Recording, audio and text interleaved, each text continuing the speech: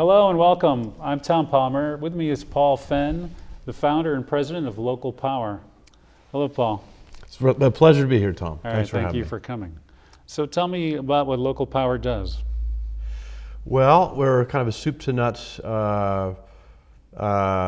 change agent in energy, I guess. Started in politics 20 years ago, writing laws that new laws that were put forward as alternatives to deregulation, which was happening in the mid-90s all over different states. So I started in Massachusetts, although I come from Oakland, but came back here to California and kind of ended up inserting myself into electric industry restructuring, which was a major political change in half the U.S. states, all the major energy markets. And I got involved in that and wrote these laws. Basically created a kind of third option between traditional regulation, deregulation, namely something called community choice aggregation.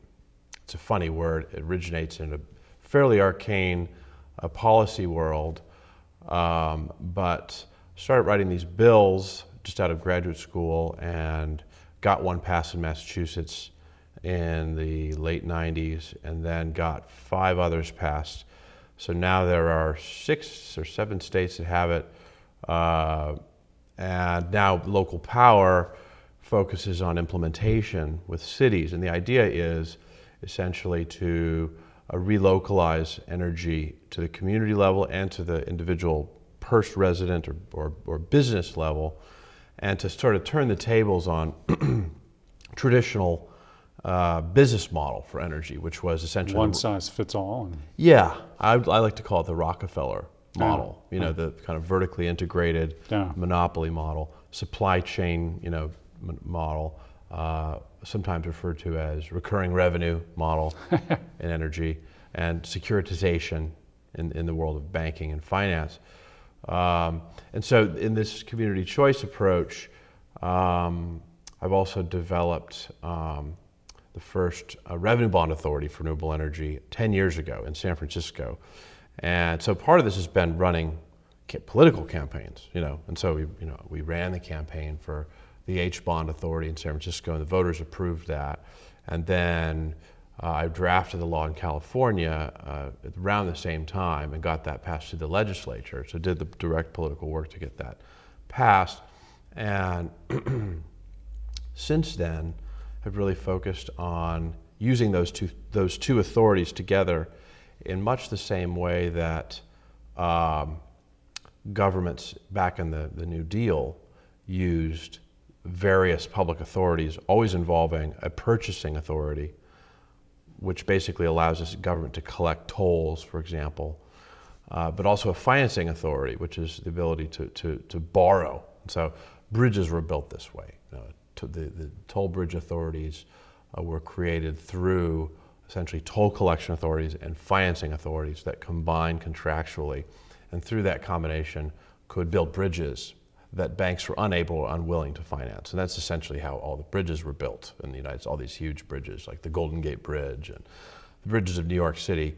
And so I've kind of really brought some similar older authorities into energy with the intention of creating another outcome, which is not just some kind of public takeover of energy, which is interesting, but I don't think of as a goal, a method, not a goal. But the goal for me is to facilitate non-incremental change in the energy business, which so far has, worldwide has been a failure. We're still dependent on coal and gas and nuclear power, and the energy industry around the world is not implementing the change. And so I take that view, which is that municipal governments should essentially relocalize energy through renewable energy and through demand technologies, and through specifically customer ownership and sort of turning the supply model, we talked about this before the show, the traditional sort of supply-centered model of Rockefeller to a demand-centered model. So you're focused on very specific needs and getting to know the locality and what those needs are and when they happen and when they don't happen. That's exactly right. Yeah. It's a kind of, we like to call it three-dimensional power. That, the vertical supply chain resulted in a transcendent infrastructure that provides for, essentially through overcombustion, all these power plants, provides for two-dimensional power, which means, plug it in, it turns on. There's no tailoring of infrastructure to location. The infrastructure essentially is location neutral. It gives enormous advantages to large energy users, right? But it essentially launders or hides those benefits. It hides the economics of the benefits. It sort of creates a black box that you can't look into. And so what we do is, Local Power, my company, is we work for city governments that essentially want to put a light into that again and look at the energy use of their regional, geographically specific communities from the sort of community-wide level to the neighborhood level or the substation level to the individual building or individual apartment level. And that involves collecting lots of very specific data, which I got written into law that the cities could get the data. So the cities essentially will hire my company to get the data and then to help them understand how their communities use energy, almost like an organism. Different places have a different pattern of use. Are they shocked sometimes to see where the energy's going? And as have I been. I understand schools are a huge energy user. Yes, and they're also coincident with solar, so it's an unusual opportunity. That's there. right, those big flat roofs. Yep. I had Tom Kelly on here, Kyoto, USA. Yes. And he's working on just that. I follow Tom's work. And good. It's good stuff. And the schools are a special opportunity also because of the need to have secure power at schools, the children at schools. That's right. In an earthquake, to have on-site power is something that they need anyway. So. Well, Paul, how much of your solution is typically green renewables versus we don't fossil do anything fuel? else. So you don't work with fossil fuel at all? No, although we do. Essentially, the strategies that we use with How is cities. that possible? Well, the strategies that we use with cities are essentially, take a city like the city of San Francisco, where right now we are drafting a financial model that will be the basis for a package of solicitations to energy developers in the city. And so it'll use this revenue bond authority in San Francisco that the voters approved to offer financing for these facilities. And the city, in the meantime, is going to take over power service next year under this community choice law. And it's going to begin to serve residential customers, and then over the next few years, it'll serve everyone in the city. It'll offer service to everyone in the city. And so what we do, essentially, they're going to start out buying power from the grid, which is what they're doing right now, essentially. PG&E is 14% renewable. And the city has negotiated a contract for power from a wholesale power provider other than PG&E. And our job is to write what are called RFPs, or requests for proposals. These are government solicitations to developers to build renewable assets that would be solar, wind, wave power facility right off the coast, a tidal power facility under the Golden Gate Bridge, possibly. It's very controversial, but we're including it. Wind power. Is the technology there now? Is this in the future? Near future? The tidal power is somewhat challenging because there's only a few companies that make the technologies, but there are tidal facilities around the world, and they do work. And wave power is similar in terms of the number of patented commercially available technologies that can be deployed. They are cutting edge technologies, and we aren't focused on them for the majority of the power. They're just, our philosophy is, look at the resources as a city that you have in your place. And they're always different. Some places have the solar, some places have some wind, some places have the tidal or the wave power. And it's not a matter of choosing any technology over another, but instead matching the pattern of use, what's called the annual load duration curve which essentially looks like a mountain range and represents the annual schedule of load at the aggregate community level, and the daily load curve, which is each day what happens. And that curve essentially defines how much power you need at different times of day. And so we adapt, going back to your metaphor about tailoring, like an architect would tailor the inside of a space of a house.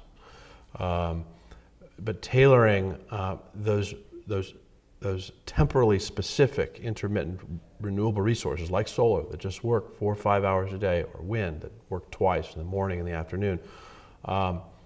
These fluctuations matching essentially that capacity to the schedule of demand in a place, at the substation level, at the building level, at the citywide level, to optimize those resources and to balance and integrate those resources. That's what we mean by three-dimensional power. Instead of having just X volts at Y amps available at these points, take it or leave it, with idle reserve capacity that's just idling all the time if you don't use it, amping up and down when you do use it. Instead, it's a kind of strategic targeting of resources and offering of financing to people where they live and in their nature of their energy use to essentially to maximize the economic benefits of those resources. And today we have this blind system where whoever signs up for solar gets the money. And so usually it's people who are somewhat affluent because they own a rooftop. The California Solar Initiative? Yeah. Yeah. Well, there is part of that reserved for low income. Oh, sure. But I mean, they have to set it aside as a reserve because it's not subscribed by low income people. It's subscribed by the affluent people.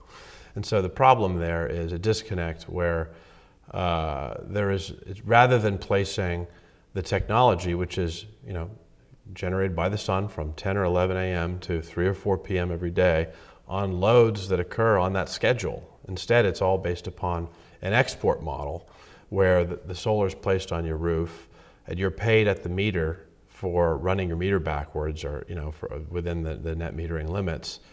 But in most places, the transformer is a one-way transformer on the pole, and within the substation area, that infrastructure is not designed for backfeeding. And so the amount of dispatchability of that resource at the utility level is quite limited. And so essentially that blind marketing device that's being used based on subscription rates of people who happen to own rooftops is essentially spraying that technology randomly rather than looking at, where should these things go? Where are the loads occurring when? And that's what we do, so that rather than having the selection be based upon someone's preference or their ownership of a rooftop, instead ownership can be offered to any customer in the form of what we call community solar shares. And this was not developed by local power, but we've adapted it into community solar and to community choice, and believe it's very important. The idea that renters can own solar, the poor, low-income housing people can own solar. In the current market, they can't, and the reason is that they don't tend to own a roof, or if they do, they're not in that structure during the time of power, so that the economics, it's all export based. And number three, the suppliers don't want to serve them in poor neighborhoods and regard them as being insecure and as being a higher cost to install and a higher maintenance and higher risk. And so the ability to target these resources on the physical locations where the load is occurring, and then to offer share ownership to customers in which the government, essentially the municipal government, will both honor the share ownership for that customer and credit their bill based upon the power generated by their share. That opens up the market from, as far as the number of people or small businesses that could own solar, from a small minority of maybe 10, 15% to virtually everyone, virtually 100%. I imagine a lot of your time is getting access to these municipal officials and getting into their psyche and getting them to think the way you think and getting on their plate. Yeah, that's very true. I've worked a lot with every city. We've got San Francisco going in the late 90s, and that was because of Tom Amiano, who was such a rare chap, really, and at least in the Bay Area politics, had just plenty of political courage and some hubris and resentment of corporate control in San Francisco, and was just willing to go for it. So he was really the window there, and up in Sonoma County there was the general manager of the water district, Randy Poole, who's no longer there, but so it gets down to personalities. it does, it does, and I'm a real believer that wherever we go, local power and local people. That's it. Wherever we go, the question is there anyone in the city council that has courage and a little power, at the same time? They don't usually go together. The powerless are very courageous. Yes. and the powerful somehow not. And it's so intimidating to have political power, and it's so intellectually corrupting because it alienates you from your actual opinions and intimidates or humiliates the intellect. It's difficult to maintain it, and only certain characters can sort of keep their third eye going. And their ego in check. And that too.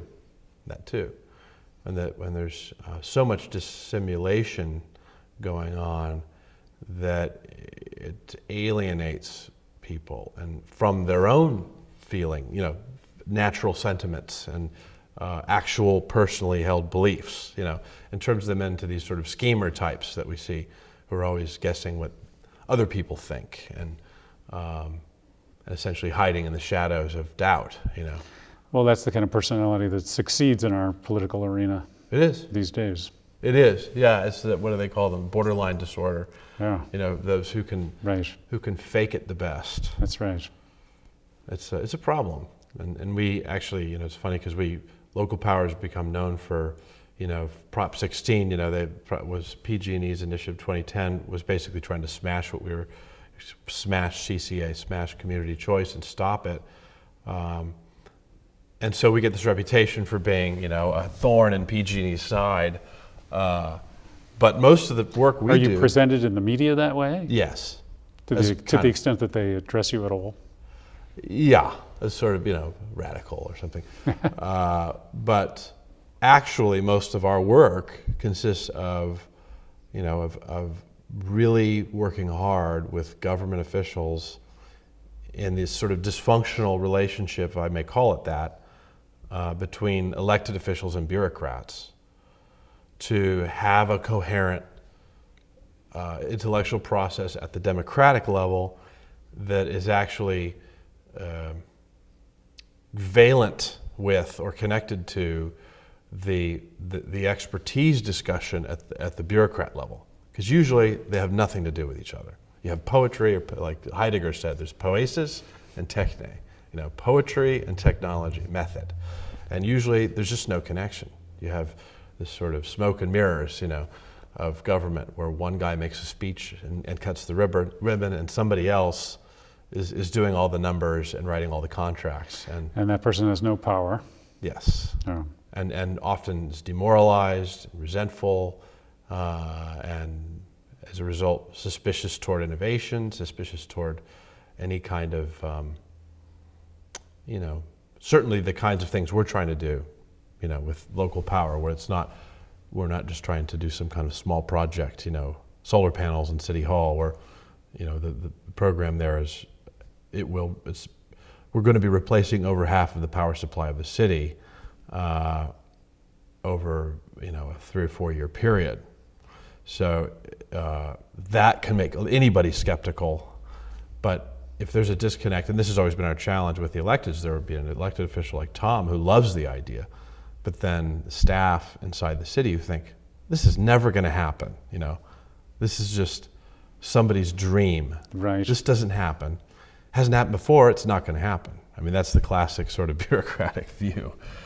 New things do not happen, and certainly not on my watch. That kind of thing. Yeah. So Well, you had some success in Boulder, didn't you? yes, but that was a gift. That's in San Francisco. We had to really fight for that, and for 15 years to make it happen. For Boulder, they just asked me in and said, "What should we do?" And I said, "Well, localize energy." And they got very excited and said, "Okay, we want to do that." It was a rare case where it just fell in our lap. Wow. And so they hired us, and then Now, your staff must have a big array of physical engineers, electrical engineers, or Yeah. what does your staff consist of? we are, in a way, are kind of a skeleton crew for a major utility. In effect, we have Right. electrical engineers, we have a civil engineer, we have several electrical engineers, and I think one civil engineer. We have computer engineers, database engineers, geographic information system engineers. We have policy types, financial analysts. We have we have to essentially understand every piece of Right. energy, including the so-called retail electricity market, which is buying and selling of electricity by monopolies or by traders and retail electric service providers, this whole business. Then there's the transmission and distribution systems and how they work, feeders and substations, and then there's all of the different sort of subsectors of renewable energy and demand technology. Those are very different. So, And then understanding the legislation, and since you helped author it, yeah, I imagine that gives you a lot of credibility coming before a municipality and making your case to them. yeah. I also worked on the regulations. There was a 2-year regulatory process at the California Public Utilities Commission. So I suffered through that experience, which was amazing. For me, it was a bit like the old. I saw your poster there for Dr. Strangelove. Right. It had that quality because there were, I think, at one point the judge said that the burn rate in the room was $80,000 an hour. So there were just a couple dozen attorneys and about as many expert witnesses, all employed by the utilities, and the ratepayer advocate, an environmental group, a consumer group, and me.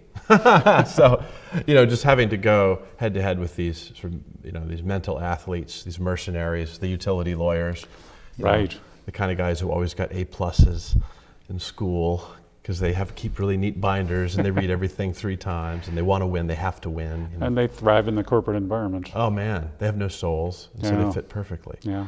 And it was very surreal and negative, but actually had really good success there, and I was very surprised that you could do something in a situation like that. And so I got and I got the right to the data with the regulators, so it was very involved in that, and we've gotten very focused on that opportunity because the utilities have had this data to themselves for 100 years.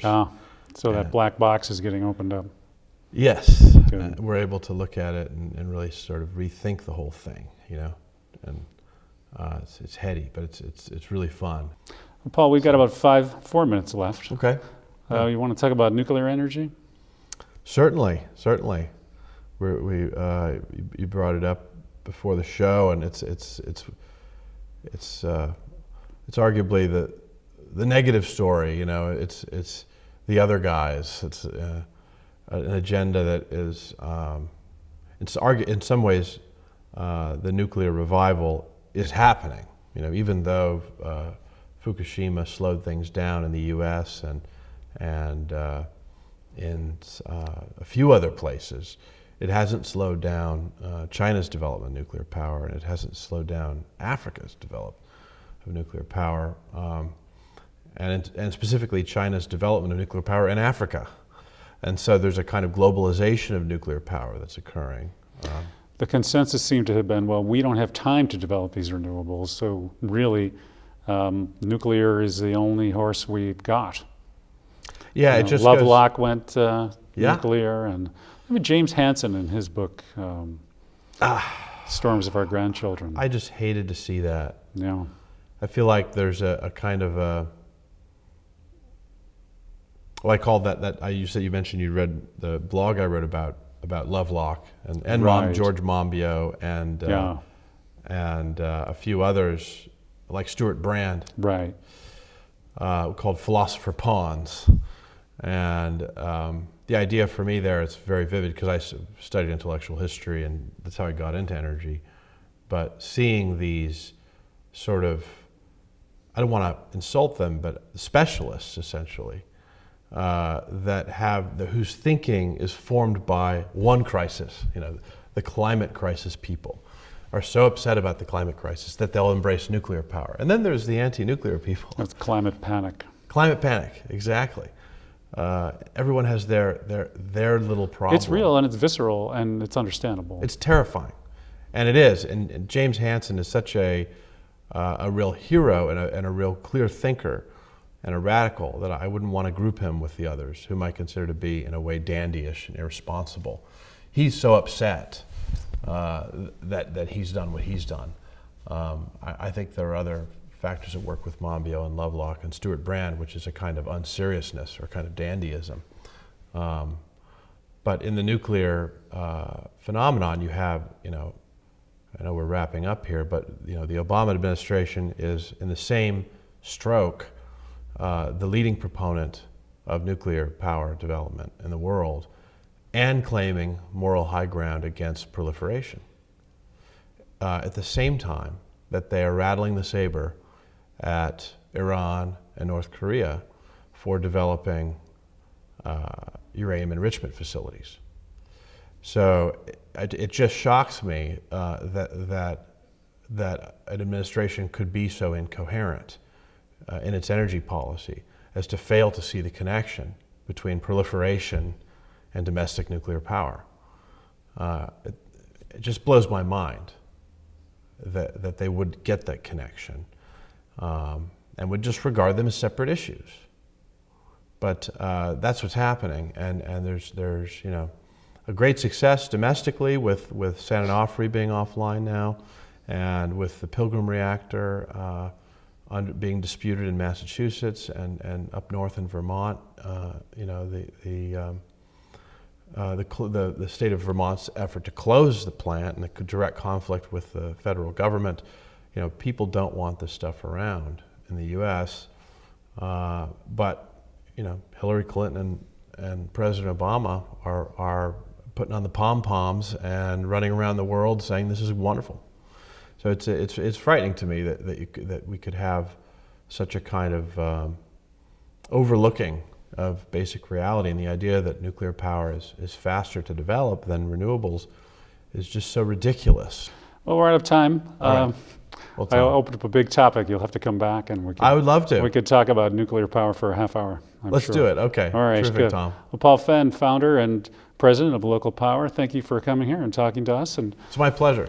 Thanks so much for having me, Tom. All right. All right. Thank you for joining us. Good night.